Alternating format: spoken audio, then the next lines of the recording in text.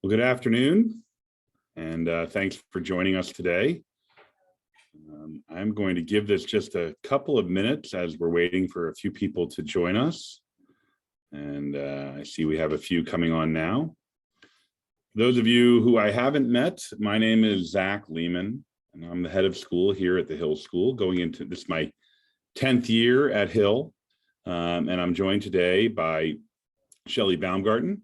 Shelley is our Director of Alumni and Parent Engagement here at the Hill. Some of you may have had a chance to connect with or communicate with Shelley over the years. And I think we'll be joined in a few minutes by our Assistant Head of School for Institutional Giving, Christian Sockel, who some of you may know as well. We have a pretty small group of attendees who registered for this. And rather than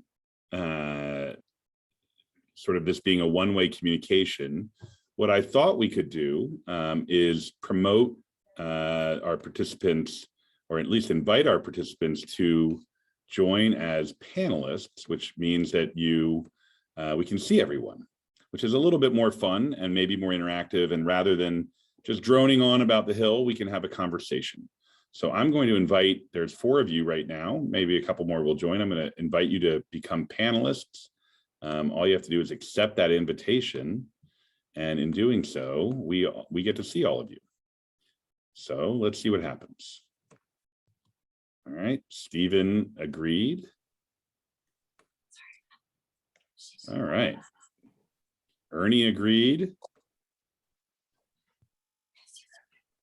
Hello, Stephen, can you hear us? Yeah. Yes, I can. Can you hear me? I can. Oh, there we are. Now we can see you too. Yeah. And we have Victoria. Hi, Victoria. Hi. Good evening. How are you? Good, thank you. Great. And let's see. Ernie has agreed, but Ernie, if you want to start your video or your sound, we'd love to hear and see you. And then Martin, if you want to join us as well. Oh, there's Ernie. Hi, Ernie. You're muted, but if you want to unmute, we can say hello. Great. And there's Martin. Welcome. Well, I think I've met a few of you in the past, and maybe we'll get a couple more joining us in the next few minutes, but it would be great if you guys could each introduce yourself and where you're joining us from and class year, that sort of thing. So Stephen, could you go first? Yeah, hello. Stephen Hagerbrook, class of 1980. I normally live in Glasgow, but I'm having a wee holiday down in the south coast of England. So I'm calling from the south coast. Great. Victoria, you're next on the list. Perfect. I'm Victoria Gerberding. I'm Hill class of 2010. I used to live in London for 7 years, but I just moved to Florence, Italy a month ago. So I'm calling in from Florence. Great. And Victoria, where are you from originally? I grew up in New Jersey. So I was a 4-year boarder at Hill. You're pretty far from home. Yeah. All right. Ernie, I see you have a nice glass of wine there, so you get to go next. Hi, I'm Ernie Kellyari. I live in the South in Somerset in England. We've lived here with my wife for 30 years or so. Before that, we lived in Argentina for 20 years, and I was in the class of 58. Didn't graduate, however, from the Hill. That's okay. Is that why you're drinking a glass of wine? That's it. Yeah, you guessed. All right. And Martin. You're muted, Martin. You need to unmute. Sorry.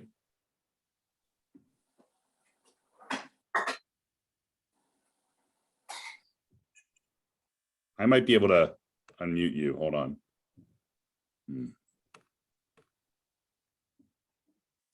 Yep, that's it. There you Do go. you hear me? Do you hear me now? Yes. Yeah, okay. I'm saying I'm the veteran here. I'm from class of 1963. I live in Sweden. I'm an Englishman, and but I've lived in Sweden since I was about 30. Lived abroad. I've worked extensively in Africa, on various assignments. And well, it's very nice to be with you this evening. That's great. Thank you for Your joining morning, us. of course. And we had one, well, Christian Sokol just joined us, our assistant head for institutional giving. Great to have you here. And Wayne Quasha just joined in our, Wayne's here. Wayne, if you can hear me, I'm trying to promote you to be a panelist, in which case we can hear and see you. But we leave that to your discretion. Now it looks like here comes Wayne. Wayne, if you want to start your video and sound, we'd love for you to introduce yourself. We've met you before. There you are. Oh, you were there for a second. Oh, there's Wayne. Wayne, you have to unmute. Yes, he hasn't. That's all. There we go. Got it. Yes, we can hear you now. Yeah, usually I'm on my PC. Sorry, guys. I'm on my iPhone because trying to put the little one to bed. Oh, no problem. You feel free to mute that. So if you want to, but anyway, Wayne, class of 66. and coming to us from today, London. London. Great. Well, this is going to be fun. This way we can be a little bit more intimate. I hope you'll stop me as we go if you have questions. What our goal today was to really give an update on the school, how things are going to our alumni in Europe. We just did one of these yesterday for our alumni in Asia. And 2 weekends ago, we did this live in person on campus for a large group of alumni and trustees and our board of visitors. Some of you may know that in addition to a number of other celebrations going on at Hill these days, we are celebrating the 100th anniversary of the transfer of the school from a proprietary school owned by the Meggs family to a nonprofit institution governed by a board of trustees, which was originally elected by the Alumni Association and is now a self-perpetuating board. That was actually 2020 was the 100th anniversary. But of course, due to COVID, we couldn't celebrate it then. So we're about a year and a half late on our celebration. But it was a wonderful centennial event on campus, which coincided with Lawrenceville weekend, which made for a pretty busy event on campus, but great festivity and truly a celebration of all things Hill and sort of coming back from the pandemic. So I wanted to give you sort of an abbreviated version of that presentation, but I hope, given the size of our audience here, that you'll really stop me as we go if you have questions or comments about how things are going. One of the really neat things about that celebration is that one of our alumni, Bill Earl, class of I think 1965, unearthed a document which was in the Library of Congress of all places, which you see here, and it was called the Hill School, and it was a statement of our hopes. And it was published in 1920 as the school was transitioning, and it was really a fundraising appeal, shocking, in 1920, trying to get the alumni to endow the school with its first $1 million of endowment money, so that it could execute on this vision of becoming a permanent school rather than just a school owned by the Meggs family. And it was really interesting to look through this document because many of the things that they were talking about, although on a smaller scale, are the same things that we're working on today, whether it's the nature of our campus, the quality of our faculty, the diversity of our students, and also the curriculum and fundraising, of course. So I'm going to do a little bit of that comparison in this presentation. Obviously, we've changed dramatically in 100 years, but I'm also going to talk about the last decade, which I think has been transformational for the school as well. I arrived at the school 10 years ago, and with a very big charge from the Board of Trustees, a very ambitious expectation for the school, and it was also coincided with Preston Athey's board chairmanship for the last 10 years. He's just stepped down as board chair, but I think the team effort of our board, our senior leadership team, our faculty, and of course our alumni association has allowed the school to really advance in an accelerated rate, which I think was even further accelerated by COVID-19, which we'll get into. But I hope that what we share with you today is maybe music to your ears, that the school is is progressing in a way that it hadn't in previous decades.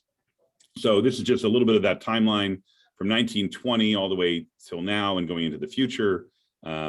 Really this upward trajectory for the school over that entire time, but certainly in the last decade or so. And I want to just emphasize 10 pieces of that success and 10 things that we continue to work on. And the first would be the nature of our student body and really trying to attract the most talented students in the world. Here you can see the growth of our student body. Obviously in 1920, it was actually 400 students, and we've grown substantially over the years, but even in the last decade, going from a school of roughly 500 to this year opening with our highest enrollment ever in the school's history of 544 students. A lot of that has to do with our success during COVID, both in terms of retaining students and attracting new students. The boarding school industry in general was quite successful in terms of how they were able to stay open. And I think we were at the top of that group in terms of how we were able to stay open.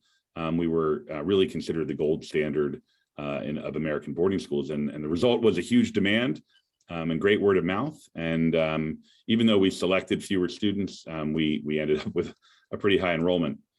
Here's our selectivity over the years. In 2000, we were accepting more students than we were declining at 50%, 57%. That dropped to 41% 10 years ago. And this past year was our most selective year in modern history, as far as we know, 26% acceptance rate. Now, some of our peer schools have even lower acceptance rates, and we certainly think that a selective admissions process is a sign of quality, but it also sometimes you miss really great students who might otherwise contribute to your community. So we're pretty comfortable at this rate here. We can't control how many students apply to Hill, and even this year, with a record number of applications last year, we're up 10% in our admissions year to date at this time last year. So we may be even more selective next year, and I guess that's a high-class problem to have. The girls to boys ratio, we're now in our 23rd year of coeducation, and you can see that we have gone from 80% boys to now 53% boys. I think it's going to be a little bit difficult to get to a pure 50-50 number, mostly because our postgraduate students are, the students who come for an extra year tend to be boys, and that's about 15 boys each year. So that creates a little bit of an imbalance, but we continue to strive to be at a 50-50 ratio. But we're feeling very co-ed right now, certainly compared to the 90 girls that started in 1998. I think this will be interesting to you, those of you living abroad. We are very much a global community. We have, even in the last decade, we've gone from 16% international students to 22% international students. I found it interesting in that 1920 document, we actually had students from 6 different countries coming to the Hill in 1920, and now we're up to 31 countries. And 38% of our students identify as a person of color, which continues to increase. And that's defined by the National Association of Independent Schools, and it's self-identified. So students who identify as people of color, that's where we are there. So that number has grown dramatically, I'm sure, even since many of you were at school here at Hill. I'm going to pause there for a second, just since we're talking to a geographically diverse group of alumni. Any questions about our student body and what I've shared so far? Do you have the population of day students versus boarders? Yep, that's a great question. We're about 20% day students at this point. I think it's a little bit higher this year, maybe 22 or 23%. And that goes back and forth between 20 and 25%. One of the things that keeps that number sort of artificially low is that we require 1 year of boarding for all students, day students. So, and they usually do that in the 6th form year. So there is a group of boarders who would otherwise be day students. So we might even be a little bit higher if you think about students who have been day students at one point in their career. But it's definitely a higher number than we were 10, 15, 20 years ago. And certainly 40 or 50 years ago when some of you were at Hill. Just one question. Of these 31 countries you mentioned, which country contributes the most students, and what percentage of the total student body is represented by that country? Yeah, so as you might expect, it's China. And I would say that probably represents about 10% of our student body. Okay. From mainland China and Hong Kong. Okay. Which we can all argue about whether it's part of China or not, but we won't. You know, and then, you know, after China, it's typically Korea or Vietnam. But actually Mexico has increased for us again. And I would say South and Central America in general are growing for us as a, or sort of coming back, resurging for us as a population center for us, but certainly students from Europe, other parts of Asia, former Soviet Union, Russia, and Africa. We've seen a lot of kids from Nigeria, South Africa. We have 3 students from South Africa right now, and I think 4 from Nigeria.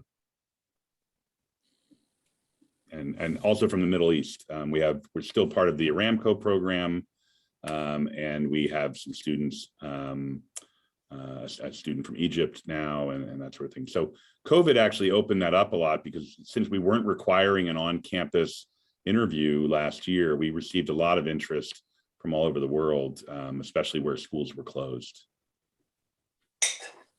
Zack, do you find that 10% Chinese is manageable? I recall that in England, probably 15 years ago or 20 years ago, a lot of the English boarding schools found that there was too many Chinese students. You know, it was changing the dynamic in the different schools. And I just wondered if that was, you know, a problem at the Hill with 10%.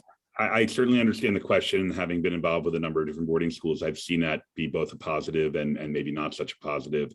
At Hill, it's actually very positive and very manageable.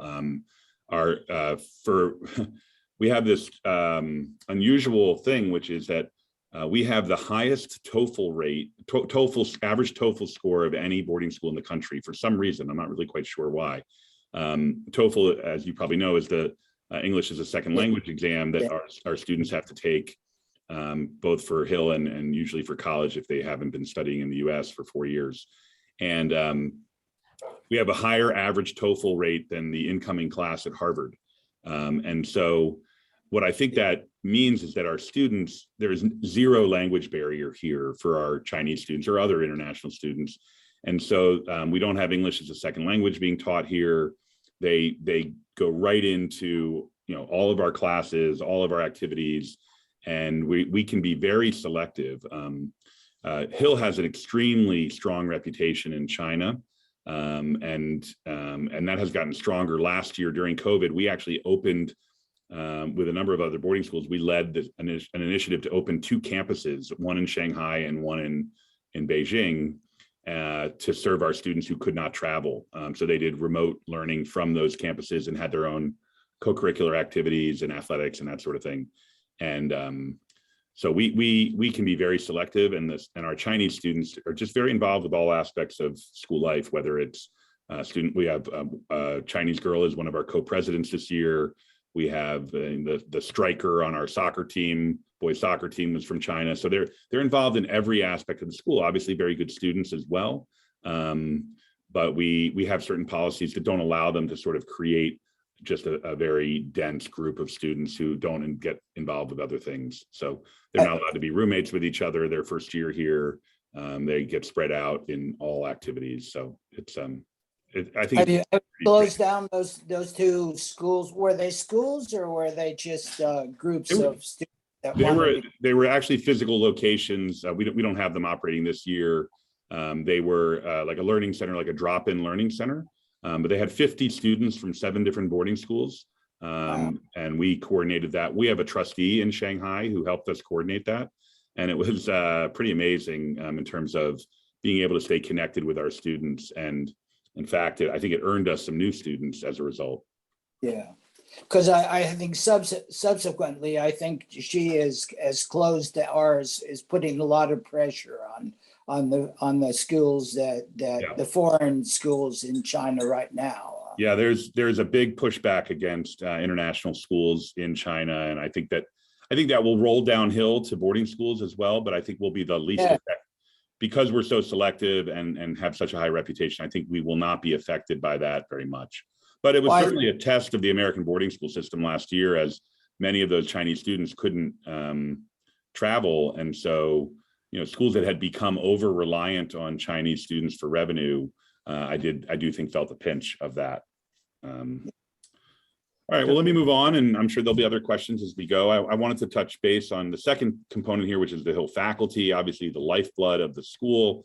A great faculty is a great school, regardless of anything else, really. And I'm super proud of our faculty and how it's developed over the years. Just a quick look at the trajectory of the faculty size. In 1920, we had just 50, what they called masters here at the Hill at the time. And now this year we opened the school year with 109 faculty members. What's interesting is down below you see that we had 63 teaching faculty members and 43 non-teaching faculty members. So roughly 60% of our faculty are full-time teachers. I'm sure if you looked at that number in 2012 and almost certainly in 1920, it was closer to 80 to 90% of the faculty members were full-time teachers. And it's indicative of the nature of what happens at a at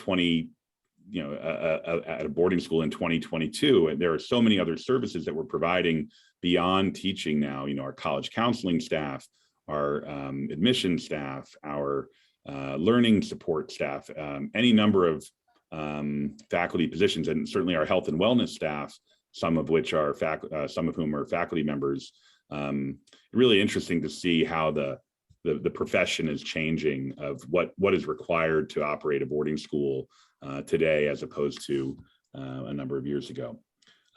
So that's just something to note. The diversity of our faculty, I think, is strong.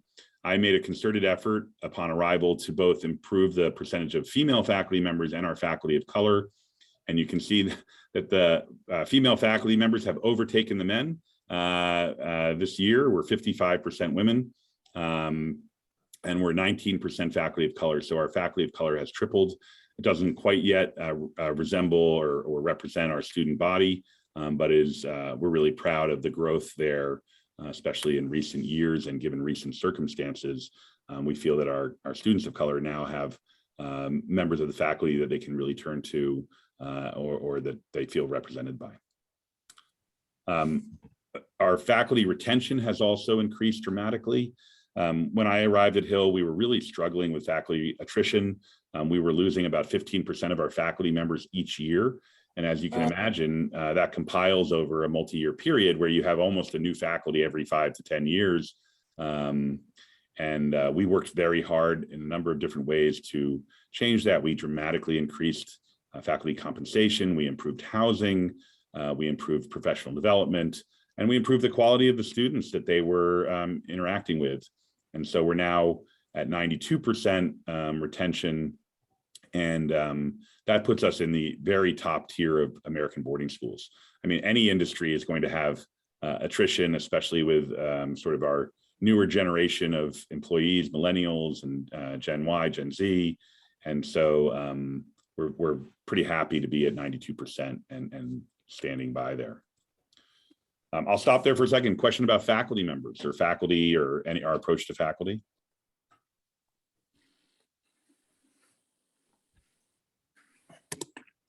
Okay, I'll keep going. Our curriculum has also changed quite a bit. We've always been a liberal arts institution, and 3 years ago we drafted and published a new vision statement for the school. I'll just read it. The Hill School will be globally renowned for infusing highly impactful, authentic learning experiences into an expansive liberal arts curriculum that together enable our students to orchestrate positive change throughout their lives. Really 3 key things here. We're definitely still a liberal arts school, but we have an expanded view of what that means. We definitely include within that our STEM program, our expanded STEM program and engineering program, as well as some pre-professional programs like our entrepreneurship program. And then we've added a bunch of authentic learning experiences where we're doing service learning, project-based learning, hands-on learning experiences, and something called the H term, which I'll mention in just a moment. And then lastly, this view towards using our curriculum as a platform or a vehicle to help our students be change makers and earth shakers in their lives, and really making a difference and a positive difference in the world around them. So it's a more expansive concept of, what is the purpose of a Hill education? And it's not just about oneself, it's about others. We from this vision statement, we created a portrait of a Hill graduate, which takes 6 or 7 really key attributes that we hope that all of our graduates will possess upon graduation and carry on into their lives. And then we reverse engineer our curriculum to make sure that they are developing these skills, traits, and experiences while they're here at Hill. So you can see these are sort of timeless things, wanting them to be leaders, act with honor and integrity, really be lifelong learners, develop strong relationships and being able to collaborate with others, communicating effectively, having resilience and balance, and then graduate ready to embrace a new chapter in their lives. So always wanting to be leaning forward, moving forward in a positive way. I mentioned briefly something called the H term. We're actually a week away from starting the H term. This is a 2.5-week period between Thanksgiving and the Christmas recess, and our students choose between 45 different classes on campus. They have to take 2 different classes that are more interesting, fun, not necessarily academic type classes, hands-on learning, or they can stay off campus and do an internship. And many of our domestic and international students have decided to do that. We have about 120 students who are doing internships or independent programs off campus, and the other 400 or so will be on campus here doing these interesting classes. And we sort of invented this during the pandemic as a way to de-densify campus, and it just really took hold. And so we're super, it couldn't be more thrilling to be able to do this coming up, and our students are really excited about it. So, and we hope that in the future we'll be able to incorporate more internships through our alumni. And so you might be getting a call or an email saying, can you help us provide an experience for one of our students overseas, or a service learning opportunity, that sort of thing. So Shelley will be reaching out to all of our alumni and developing a pool of opportunities for our students, not only to have these experiences, but to connect with other alumni. The result has been good in terms of where our students are going to college. Last year, we had our best college matriculation year ever, at least in the modern era. We sent 17% of our students to top 20 colleges and 37% to top 50 colleges. And our SAT scores were up, certainly one metric, not the only metric of the quality of our sixth form students. But in an increasingly competitive college world, we are seeing that our students are really attractive candidates in that process. You might say, wow, only 40% of your students are going to top 50 colleges. That's not great. But if you compared to when I was at Hill, when half of our class went to Ivy League schools or something like that, I can just tell you, if you have children or grandchildren that have gone through this process recently, these are good numbers. These are really strong numbers, and compared to our peer schools. And the number of schools that are feeding the best colleges in the world is grown by leaps and bounds. They're not only coming from prep schools anymore, they're coming from great public schools, they're coming from international schools, they're coming from home schools, and colleges are looking for more and more diversity from where they're drawing students. So we feel great about this, and our students feel great about this.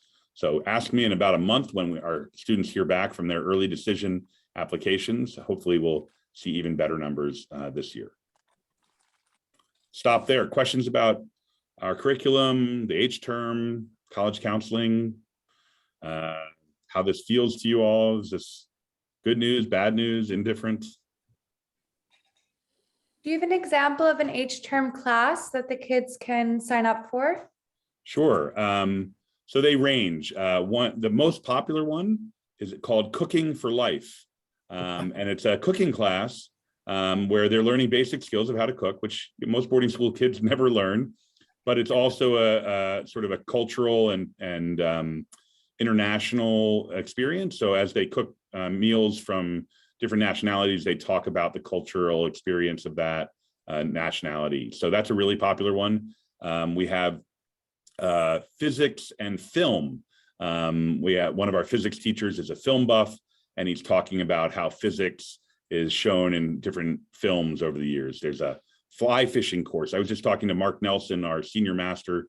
He's doing an outdoor education class where the kids are doing 15 different hikes or outdoor adventures during the 2-week period.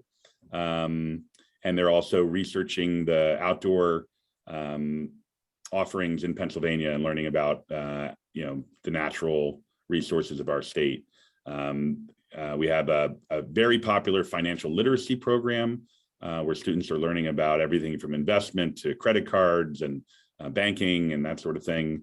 There are creative writing courses. There are a theater course. We have a documentary filmmaking class. So it ranges. And then, obviously we have 120 students that are doing internships. We have some that are starting their own businesses or operating their own businesses. We have a student who's going to be a volunteer fireman in New York City. It's amazing what these kids are doing. And we really hope to showcase all of that to our community after it's completed. Those are ones that have gone off campus, like tend to. It's pretty varied what they're doing. I mean, it's not sort of professional, going to spend 2 weeks with lawyers or stockbrokers or. Yeah, no, they're doing that too. We have traditional internships, shadowing a doctor or working on Wall Street, or it's actually an interesting time because it's not a super competitive time to get an internship, and it's a relatively short period. It's not like summer where you're trying to get a 12-week internship that's paid. These are mostly unpaid internships. And one of the happy accidents of this, especially for our students from Asia who still have pretty substantial quarantine requirements, is they're actually going home right now, tomorrow. And instead of coming back 2 weeks later, which means that they would never have seen their family because they'd still be quarantining, they can quarantine for 2 weeks and then spend the remainder of the H term and the Christmas holiday at home and still do their H term. So, but for the H term, they really wouldn't see their families until the summer. So Great. Just putting this thing into a historic context, your university entrance, top 20 and the top 50. Yeah. If I think back to the graduation year, way back in 1963, I think almost half these graduating students would be aiming for Harvard, Yale, or Princeton. True. And most of them got in then. How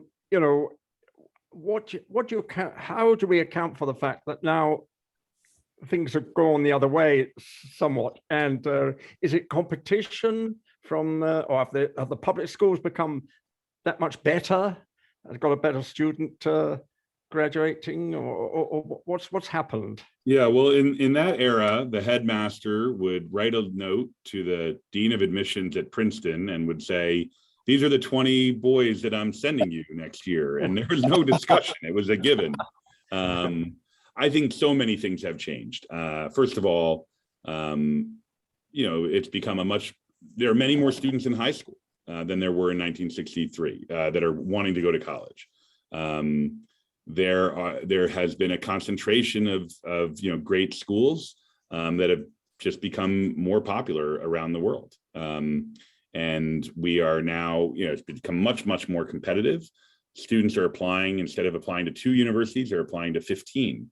And so, and the financial aspects have become more challenging in some ways.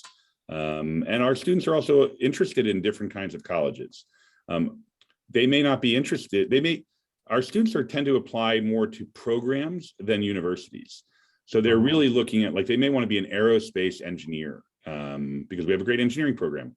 And so the best aerospace engineering program is at Georgia Tech, perhaps, not at Harvard, Yale, or Princeton. Yeah. And so they're going to a different group of schools, and they're going, they're also just trying to match their. I don't think we have a lower caliber of student here than we did then. I just think it's a much more competitive environment. Yeah, I was guessing that. Yeah. Yeah. Okay. Well, I'm going to keep. Zach, I'd just like to go back to the H term. I think this is one of the most amazing things I've heard for a long time. I noticed it when you did it last year as a way of sort of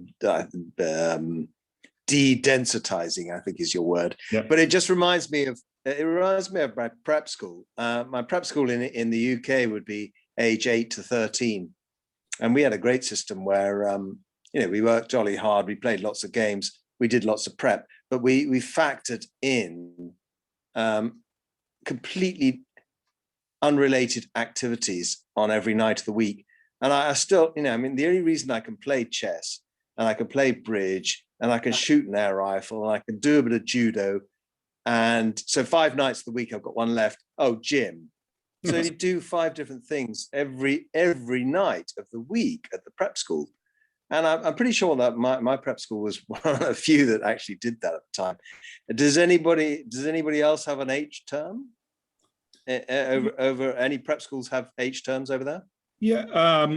Well, it's a fairly common thing in the college level. They usually call it a J term, a January term program. And that's sort of to make up for the semester approach.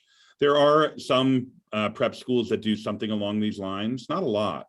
And so we really do think it's going to be a signature program here at Hill. And, we're going to keep playing with it. Is that the right timing of it? Should it be between the winter and spring trimester?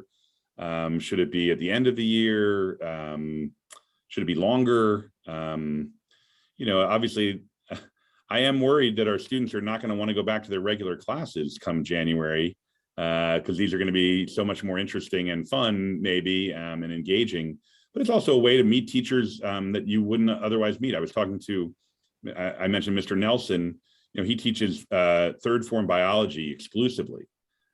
So he doesn't know as many of the students that would be that arrived in 4th, 5th, and 6th form, or that he didn't teach when they were 3rd formers. And so now he's going to have 15 or 20 students in his outdoor education class that just were gravitated towards that. So I think it's a community building thing, as well as a really wonderful expansion of our educational program. Yeah, thanks. Yeah, we're going to share out those experiences. We'll do some videos. We'll have some written explanations of it. So I hope it's something that alumni will look in on, and certainly our social media will be covering a lot of that as well. Let me keep moving here, or I'll be here all day. And I want to be respectful of your time. We are certainly doing things outside of the classroom. I don't think we're teaching gin or bridge, but we are still playing chess and that sort of thing. Obviously, athletics are a huge part of the Hill School experience. We have grown in the number of teams that we offer, from 6 in 1920 to now currently 60 teams. In the last few years, we've had the addition of crew and fencing have added to the Hill experience here. There you see our field hockey team. Last night, these girls played for the state championship in Pennsylvania. They're ranked number 4 in the country. Unfortunately, they got edged out by 1 goal yesterday, but have had an amazing season. So we have teams here that are nationally ranked, and we have sort of middle of the road teams and all sorts of levels for all of our kids to join different sports and learn them. In addition, our arts program, especially our performing arts program, is very strong. In the 1920 booklet, there was a photograph of this outdoor performance. And interestingly, last year we did our own outdoor performance due to COVID. We did Into the Woods, the musical, and we did it in the woods out at the far fields. And I thought about it a little bit, and maybe they were doing it for the same reason, 1920, just coming out of the Spanish flu. Maybe they had to do more outdoor stuff at the time as well. So interesting juxtaposition there, or similarity, I should say. We're also very focused on student leadership at Hill. Many schools just throw kids into leadership positions and not giving them a lot of basic skills on how to lead. We have a deliberate, intentional leadership program, and we were very proud this past year to open the Cleveland Student Leadership Center, named after Tom Cleveland. Some of you may know Tom. This is a place where our students come for regular training and professional development as leaders, planning events, that sort of thing. So really pleased with the growth of leadership at Hill.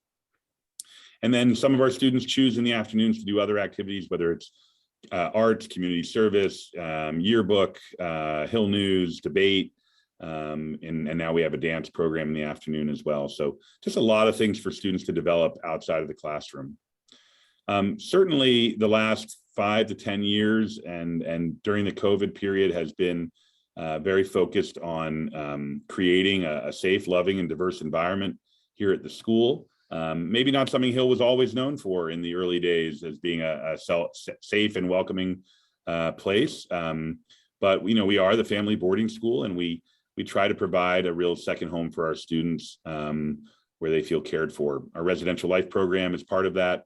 Our strong advising program, where every student has an advisor for their entire period at Hill and do a lot of activities with their advisor. We've added 2 life skills programs, one called Eudaimonia, which is Greek for well-being, and the Flourishing program. So real deliberate, intentional life skills development for our students.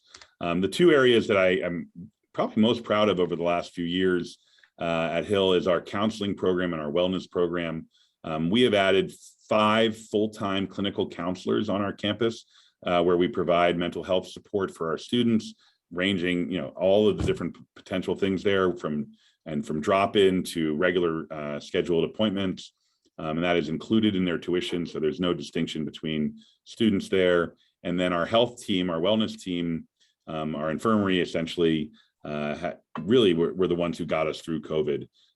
We had a pretty exceptional approach to COVID-19, as you may have heard from the school. We opened 2 weeks early last year. We changed everything about the school year to make it possible to be here.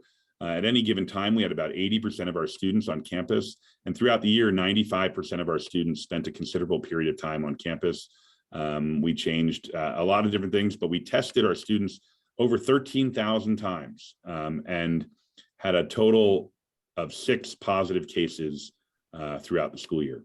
So, needless to say, we think that was pretty good overall. And for our students to be able to experience Hill, albeit a slightly different Hill than they were used to. And now we're sort of rebuilding from that. So we think we've taken really good care of our students, not only in the last decade, but especially over the last year and a half. I'm going to stop there. Any questions about our COVID response or how we're dealing with student health and wellness or well-being? Zach, I've got something that just occurred to me that it doesn't have to do with this particular topic, but Sure. When do your majority of kids start at the Hill? Do they start in 3rd form, or do you have a later intake? I mean, how? Well, certainly the majority of our students start in the 3rd form. Our 3rd form class is about 110 students. We take about 30 4th formers, about 15 to 20 5th formers, Okay. and then roughly 15 to 20 1-year 6th formers or PGs, mostly PGs. So generally speaking, the largest entry point is the 3rd form. Yeah. Okay. Thank you. And interestingly, this year, normally we have like a 2-day orientation for all new students, but for our 3rd formers this year, we did a 5-day orientation. And our rationale there was that these 100 students or so had a very unusual year the year before.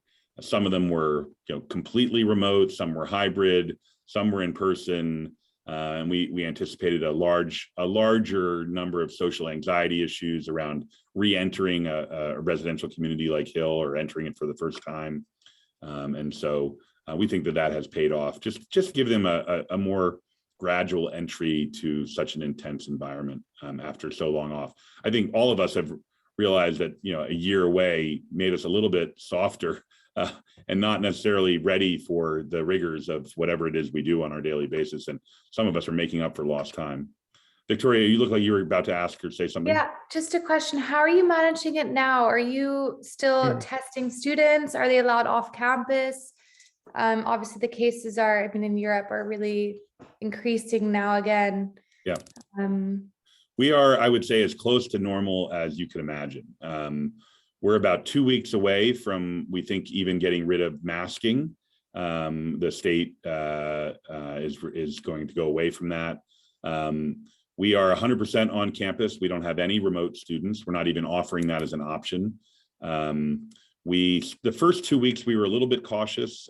We had more testing upon arrival, and we, instead of having full seated meals, we did half the students in the dining hall while the other half were in chapel, and then we flip-flopped. But 2 weeks into the school year, we've been doing full seated meals every day. Students are allowed off campus, full athletics. Really the only, we do some testing, and we're 98%, we required vaccination for all of our students and faculty, and we are 98%, we have some exemptions, so we're 98% vaccinated, which I think is a huge strength of ours. Yeah. And so far this year, we're testing those who are symptomatic. We're testing students after a long hiatus from campus, like a vacation or something like that. And this fall, we tested water polo players since they were not able to, they were in really close contact with each other indoors. We've had a total of 2 cases of COVID this fall, 1 student, 1 staff member. It seems to be you're very much on top of this, but let's remember that COVID has not gone away yet. Oh, absolutely not.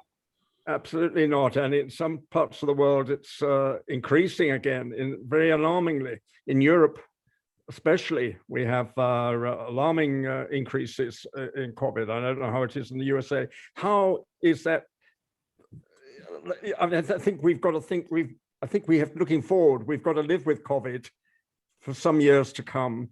How is that playing into your strategy? Yeah, thank you. It's a great question. I mean, we're certainly remaining ever vigilant right now. And if things were to spike again, we know how to do it, right? Like we have all the testing supplies and the PPE and the strategies for operating under that environment. Everything from sending everybody home to, doing things hybrid and continuing to social distance. I would say there are a few things that we're doing. We're certainly thinking more and more about outdoor education on campus. And we've renovated some spaces to support that. The old headmaster's garden has recently been renovated to be more of an outdoor student center. We're building an permanent outdoor theatrical stage adjacent to our Center for the Arts. We're doing more outdoor athletic activities. So we're thinking more about that. We're also changing our daily schedule to be fewer classes for longer periods of time, a block schedule, which just reduces the number of close contacts that students have. We did that last year intentionally after we did a study from 2 Cornell scientists did a study for us. And we think that had a lot to do with our ability to control COVID. So, and then we're building a new dormitory, which I was going to mention later. And one of the things we're doing there is instead of using double rooms, we're building almost entirely single rooms, which just gives us more flexibility. Although we're creating them with the ability to knock down the wall between them to go back to doubles if we want to. We like the value of doubles. We think having roommates is important, but having the flexibility of single rooms, especially if you had to quarantine or something down the road. So I think we're being mindful of it, and certainly improving things like our HVAC program, and investing in our mental health program, and we've seen better hand hygiene and that sort of thing. But I think there'll be ongoing both positive and negative aspects of COVID. I think the boarding school that my kids went to in the UK, like sixth form, had single dorms, and the rest of the kids were in double dorms. Double, yeah. Which is an interesting way to do it, huh? Yeah. Yeah, we had one dorm. We converted a small dorm last year into sort of quarantine quarters. We never really had to use it, which was interesting. So yeah. Well, in any event, let me keep moving here. Pottstown, as you know, has been a challenge for Hill for a number of years as employment and major industries have left Pottstown with its large infrastructure. And we were very concerned about crime in Pottstown and safety, as well as real estate values. Since we weren't going to move the school, we really decided that we were going to really invest in the town. And we've done that through something called the Hobart's Run Neighborhood Initiative, which is a separate nonprofit that we have funded with 2.5 full-time employees. And we work on things like a clean and safe initiative and a lot of neighborhood beautification, civic engagement. I don't have the stats here, but I can tell you that crime has dropped significantly in Pottstown, and the property values have nearly doubled in the last few years even. And I think that's a little bit of people trying to escape big cities and move to smaller towns with COVID, but I also think that our initiative has been quite successful in that regard. Great idea. Great idea. Yeah. One other thing that just happened here in the US is that they just passed a new infrastructure bill, as you may have read. And that means we're getting train service back to Pottstown. So sometime in the next, I would say 5 years, we'll have, kids will be able to take the train to Philadelphia. And I think that will dramatically improve things for our student body, as well as for our sort of applicant pool as well. That's great. That's how I arrived at the Hill on train. Yeah, well, they stopped it in the 80s, I think, early 80s. So we've been fighting to get it back ever since. I came on the bus last time I went to the Hill. No bus, no train right now, but we're getting there. Campus, major changes to campus. Here's 1920. This was an aerial view of campus in 1920. You can see some things were quite similar, but obviously, you can see upper school there. You can see the library and the chapel. You can see the Dell Pond, Dell Field, and a few other buildings that you might recall. Here it is today, sort of from the same angle, but you can see obviously a major expansion of our athletic facilities going out to the far fields, the Center for the Arts. Down in the bottom right corner here is the new Quadrivium Center, which is a combination of new construction and our old Widener Science and Arts and Crafts building. The ATHE Academic Center here, which replaced middle school, the dining hall, and some other facilities that you may recognize or you may not. Over the last decade, we've spent nearly over $110 million on new capital additions and renovations, and an additional $10 million on operating repairs and maintenance. So we've definitely been investing in our campus. And, fortunately, our founders built things to last, but they thought 100 years would be enough. And here we are, 171 years later. So we have a lot of deferred maintenance that we're addressing. I think one of the early major changes that we did during my time here was to expand and renovate and modernize our athletic facilities at the far fields. You can see we have 2 turf fields with lights, a new track and field complex, a new baseball facility, softball facility, parking, and the Lehman Pavilion, this building here in the middle with the blue awnings, which services the field. So it has bathrooms, locker rooms, snack bar, spectator space out there as well. And this coming summer, we're planning to build a new football stadium right here, American football, but it'll host other sports as well. On what was once our JV baseball field here. So we're excited about adding another turf field with lights to our facilities. The dining hall underwent a major renovation 2.5 years ago. We opened the dining hall. It looks pretty much the same as it did when you all were there. But what I can tell you is the dining room itself has new flooring, new windows, air conditioning. Sorry about that. And it's been expanded into the Saunders room as well. So we have seating now for close to 700 in the dining room. And the pantry, which I don't have a picture of today, is very modern. We still have seated lunches every day of the week. and we have buffet meals for most of our other meals. And what you can't see here is underneath is the lower level where all the kitchens are, and that looks like a 5-star restaurant kitchen, brand new modern facilities.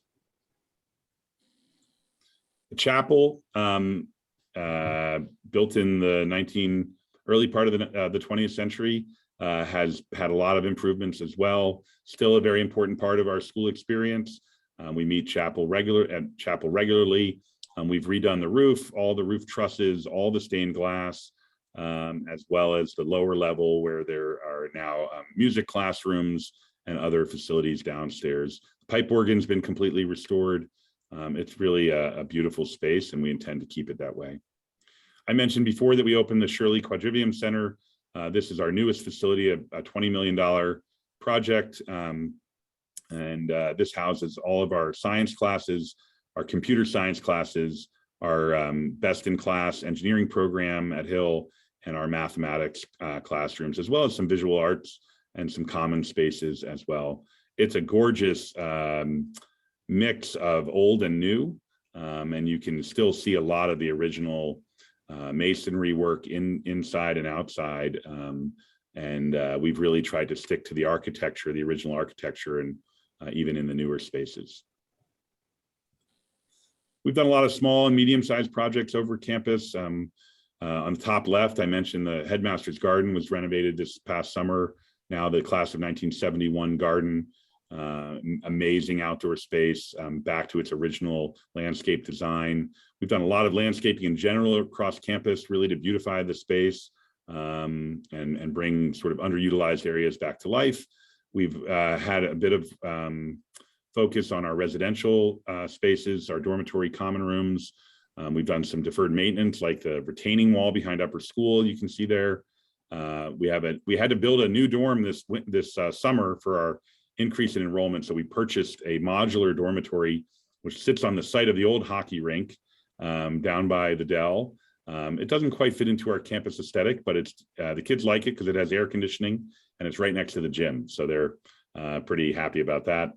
And other small projects like Hutton Cottage, which was completely renovated this summer, our oldest building on campus, which was originally the playhouse to the headmaster's children. So my kids don't play there anymore. 3 projects in the works right now. I mentioned earlier that we're building a new dormitory on the site of the old classroom building, or the infirmary for some of you when you were here. That will be a 50-student dormitory with a large connecting common room and 6 faculty residences. We're restoring and renovating and expanding Meg's house, which is our admissions office. Due to the increased volume in admission visitors, as well as staffing, we really need to upgrade that. It's a first impression kind of thing when our prospective students arrive. And then the academic center was renamed the Athey Academic Center in honor of Preston Athey this past summer. And we're doing a complete interior renovation of that building to bring, it's about 30 years old. And so we're bringing all of the classrooms up to speed inside there as well. We have been focused on the finances of the school, and fundraising, I would say, are 2 key areas that have really fueled our growth. Our endowment in 1920, I mentioned they were trying to raise $1 million back then to endow the school for the first time. In 2012, our endowment had grown to $120 million. And today, really today, $213 million. That looks like great growth, and it is, but we're still under endowed compared to some of our peer schools. So that's an area that we need to keep focusing on. And you can see here, we've been trying to reduce the amount that we rely on the endowment. 10 years ago, we were drawing just over 5% a year from the endowment, and we brought that down gradually to 4.5%. And we're working to try to get that even lower to 4%. That just to create intergenerational equity and to sort of battle inflation. Our endowment generates about 20% of our operating budget annually.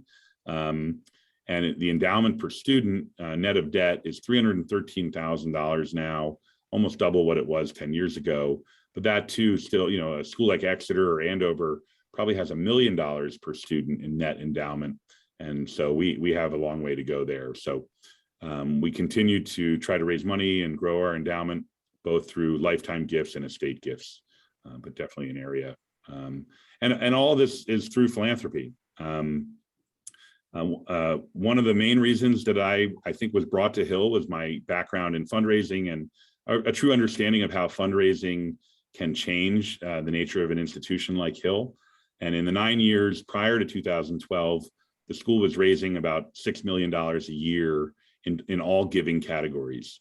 In the 9 years since then, we've raised $15 million a year in all categories.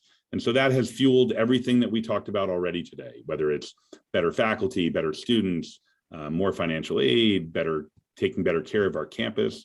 And overall, that's been a major part of that. The Hill Fund, which many of you have contributed to, and I hope you'll continue to contribute to, is a major aspect of our fundraising. That has nearly doubled in size since fiscal year 2012. Last year, we had our record fundraising results of $4.6 million. We're hoping to get closer to $5 million this year. And thank you in advance. If you are planning to make a gift to the Hill Fund, I hope you will. That generates about 10% of our operating budget on an annual basis. And then we've been running a capital campaign for the last 7 years. And in total, that's raised $148 million. And it's funded, again, everything that we've talked about, whether it's the Quadrivium Center, our athletic facilities, our endowment, the new dining hall, faculty housing, and faculty compensation. So we had our original goal for the Strength of All campaign was $175 million. We were hoping to get to $150 million by the end of this call. Just kidding. And we'll hope to be at $175 million probably within the next year or so. And then we'll all take a little bit of a break and start the next campaign. Lastly, one of the things that we've just been really focused on is getting the word out about Hill. I think Hill has always been sort of a sleepy brand, a school like a hidden gem. And we've been very ambitious in our messaging and marketing, trying to build our reputation. We have very active social media, terrific marketing efforts, and slowly but surely improving the word of mouth reputation, which I think is all too critical in our industry. And we were thrilled last spring to receive a number 9 ranking of the best American boarding schools. We had been sort of lingering in the 20s and 30s. And finally, all of our hard work was recognized with a number 9 ranking last year. So excited about that. So that was all I had. I'm going to stop sharing my screen. I realize that we've been on for about an hour now, and we've asked a few questions, but I'm happy to take questions on anything I presented or anything I didn't present, anything that you're hearing about the school or worried about the school, or generally want to share with us or with your classmates. Financial aid, are we need blind? Probably not, but just. I wish we were. There are 2 American boarding schools that I'm aware of that are need blind, Andover and Exeter. Exeter just announced it maybe 2 weeks ago. We are not need blind. I would say we're need aware. We do our best, and we've grown our financial aid substantially in recent years, primarily through targeted scholarship programs. So we have a number of alumni who have contacted us, and Christian was just telling me about one even as recently as this week, to say, I really want to create a scholarship for a student from New York, or I really want to create a scholarship for a student who's passionate about community service. We have the Wallach Military Family Scholarship, where Marshall Wallach and his family established 3 scholarships for students whose parents are active duty military officers. We have the Harvard Memorial John Harvard Memorial Scholarship for children of American missionaries abroad. So we're seeing a rise in that kind of scholarship. But we give about 30% of our students are on financial aid, and we're quite generous with our financial aid, but we certainly are not yet need blind. Do you participate in any exchange programs with other schools. I mean, I attended the Hill just for 1 year under an exchange program, and I just wondered, that's what I was interested to hear if you're doing that still today. A little bit, not quite the same. You were in the English Union program? Speaking Union, yeah. Yeah, English Speaking Union program. Yeah, we don't participate in that one anymore.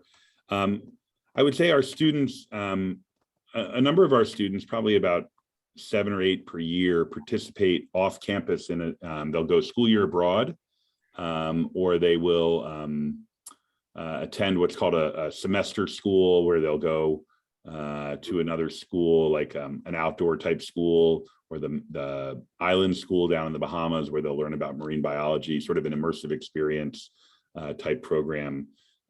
We have had some relationships with Assist, which is similar to the English Speaking Union program, where they send us students from Europe primarily for a year or two. We had a relationship with the Mara Palu School in Africa, to Tanzania, I think. But we don't have any more regular exchanges. We still have a sister school relationship with Charterhouse School in England, although that's been a little bit subdued over the years, I think. It would be interesting to try to get that back. And we did do a teacher exchange for a couple of years with Charterhouse, and that was pretty well received. So we're open to it. I think COVID has certainly made that more complicated, but we would be open to that. Zach, do you have any students from Argentina?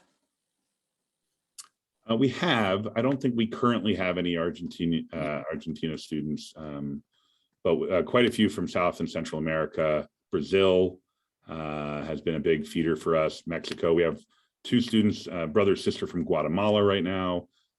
Colombia, some of the Caribbean islands as well. Mexico, I mentioned Mexico.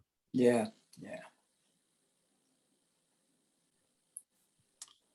Well, any other questions? Wayne, you've been awfully quiet.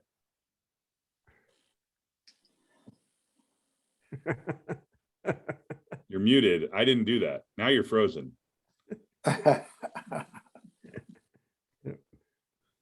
Well, oh, there he is. Yeah. Is this better? There you go. I can hear you Is now. this better? Yeah. Yeah. I've just been listening, Zach. It's always interesting to hear you and in 3 or 4 minutes late, so I didn't catch who was in the room. I've just been curious about the update. It's not unlike the update we had before. I was concerned about, as you may recall, are how students today, and this is really more addressed to universities in the U.S., how ill-prepared students are for the marketplace, and the huge gap in what is needed in organizations and institutions to thrive, and what comes out of the general environment, approaching possibly 80 to 90% of universities. The lack of ability to effectively communicate,